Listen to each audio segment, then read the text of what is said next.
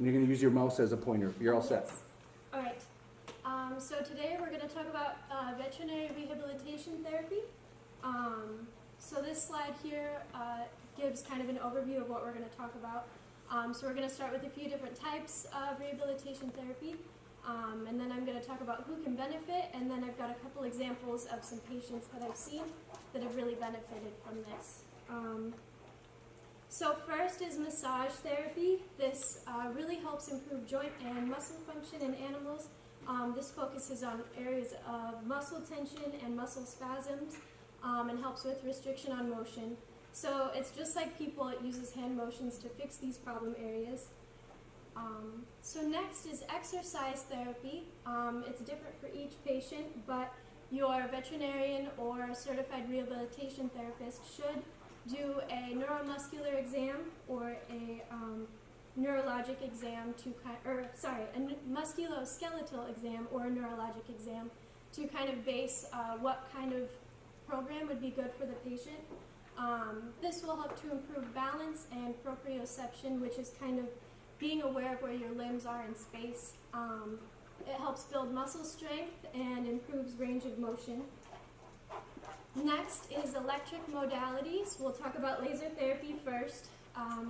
This is light amplification by stimulated emission of radiation. So what this does is it excites photons, and these are allowed to penetrate deep into tissues. It promotes mitochondria and ATP production. It really helps to control pain and inflammation and speeds up the healing process by stimulating blood flow to the area, and it improves nerve function and stimulates acupuncture points, which I thought was interesting. So next we have electrical stimulation. These are peripheral nerve stimulations that work by depolarizing nerves. This stimulates tissue growth and repair and promotes protein synthesis and cell membrane permeability. It really helps with pain relief. So these here are just a few examples. There's many more out there, but these are the most common that I've seen. First is the transcutaneous electrical nerve stimulation, or TENS therapy. This is more for pain management. The neuromuscular electrical stimulation, or NMES, is for more of muscle rehabilitation. And then electroacupuncture uses acupuncture points and sends an electric current through those, which is what this video is here. If I can get it to play, maybe. There it goes. So this is Hazel. She slipped a disc at the groomer Saturday, and with this video, I'll play it again. You can kind of see her twitching, which that's how you know there's the electric current going through, is through that twitch there, which is Do you need pretty any cool. sound? Or No. okay. No, there's no sound. Sorry. Okay, so who can benefit from this? First of all, we see a lot of post-surgical patients, specifically those who have just recovered from orthopedic surgeries, so TPLO surgeries, CCL repairs,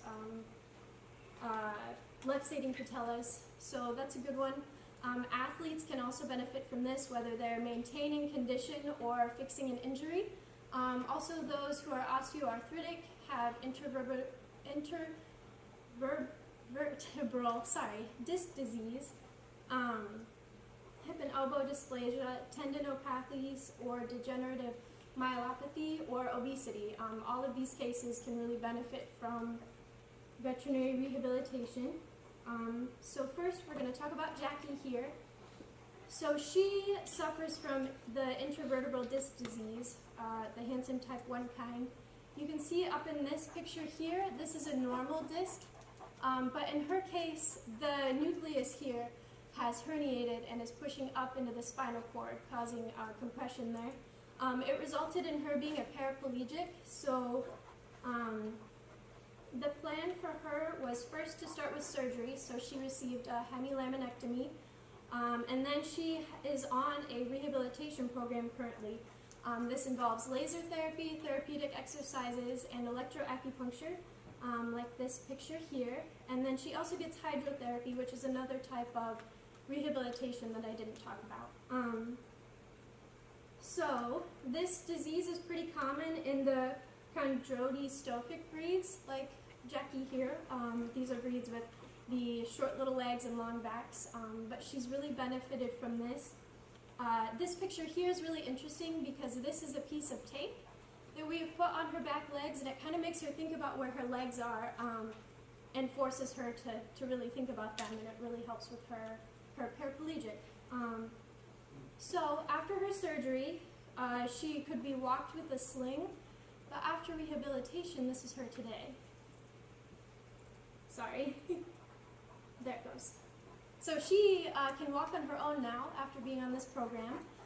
She's been on it for 12 weeks, and she's currently being reduced to every other week for maintenance because she's doing so well with it. So that's Jackie.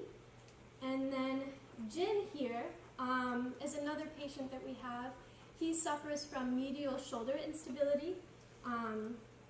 So he was placed on an 8-week rehab program, and part of that involved hobbles, which you can see them in this picture here. They really helped to stabilize that shoulder luxation, so that was very beneficial to him.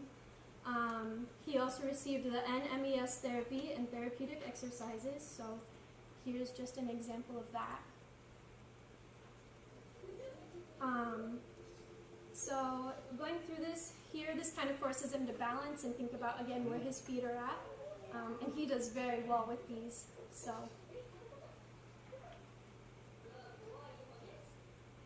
And he's one of my favorites. So there's that one. That was kind of toward the beginning of his rehab. This was one of the more recent ones. He's doing a more complicated course here.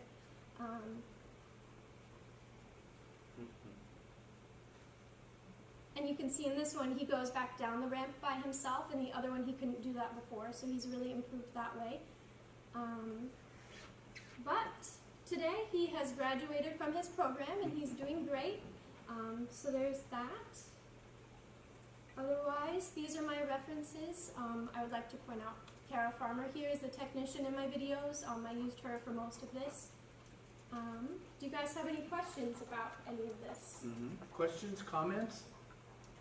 Now, do you find out that more smaller dogs have trouble, or how about bigger dogs? I mean, I'm thinking like patella luxation, always smaller dogs. Yes, we see patella luxations in smaller dogs. We do have some larger dogs that have torn CCLs, and they have had surgeries, but we see a pretty increased recovery time with those patients if they have rehabilitation versus if they don't.